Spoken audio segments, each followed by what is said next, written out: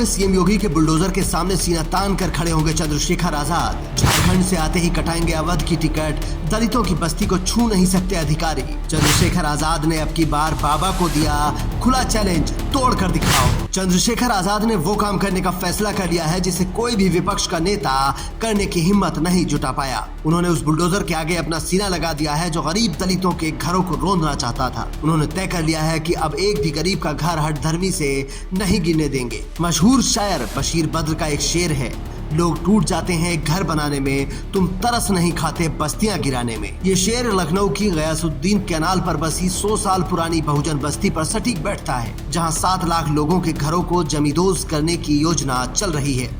इसी के खिलाफ चंद्रशेखर आजाद ने पूरी ताकत झोंकने का फैसला किया है और झारखंड से आने के बाद इस पर बड़ा ऐलान कर सकते हैं। इससे पहले चंद्रशेखर आजाद जुलाई 2024 में भी इस बस्ती में गए थे, लेकिन प्रशासन ने अपना काम नहीं रोका।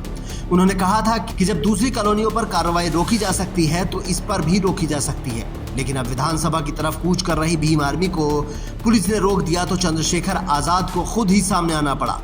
आजाद समाज पार्टी के प्रमुख आगे क्या करने वाले हैं वो भी बताएंगे, लेकिन पहले समझ लीजिए कि विकास के नाम पर लखनऊ में किस तरह से विनाश की गाथा लिखी जा रही है। आपको जानकर हैरानी होगी कि ये दलित यहाँ 100 साल से रहते हैं, जिनकी जनसंख्या करीब 7 लाख है और इस कॉलोनी पर 2270 करोड़ रुपए का प्रोजेक्ट लगाने का प्लान चल रहा है। चंद्रशेखर आजाद का कहना है कि ये काशीराम स्लम एरिया मालिकाना हक योजना का उल्लंघन है।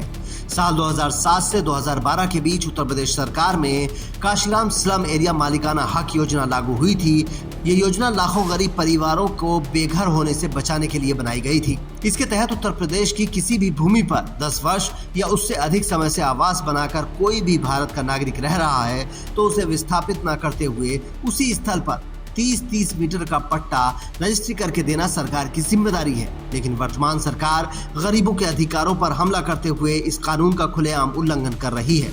लखनऊ की हैदर कैनाल पर बसे लोग लंबे समय से लड़ाई लड़ रहे हैं, लेकिन अब चंद्रशेखर आजाद ने खुद कहा है कि वो इस लड़ाई को लखनऊ आकर लड़ेंगे और गरीबों को इंसाफ दिलाएंगे। पर कमाल की बात यह है कि कोई और विपक्ष का नेता इस मामले पर बोलने तो छोड़िए, इधर देख भी नहीं रहा है। हैदर कैनाल पर बसे ये 7 लाख लोग कह रहे हैं कि हमें चंद्रशेखर आजाद से ही उम्मीद है, जबकि यूपी में विपक्ष के सबसे बड़े नेता अखिलेश यादव माने जाते हैं।